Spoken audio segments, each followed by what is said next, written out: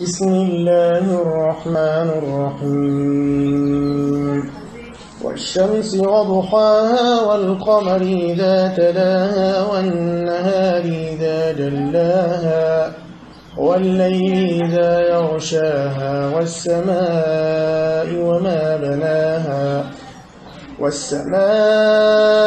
وما بناها والأرض وما طحاها ونفس وما سواها فألهمها فجورها وتقواها قد أفلح من زكاها وقد خاب من دساها كذبت ثمود بطغواها إذ انبعث أشقاها فقال لهم رسول الله ناقة الله وسقياها فكذبوه فعقروها فدمدم عليهم ربهم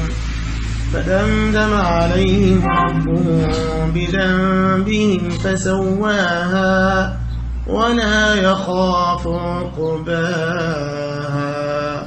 صدق الله العظيم.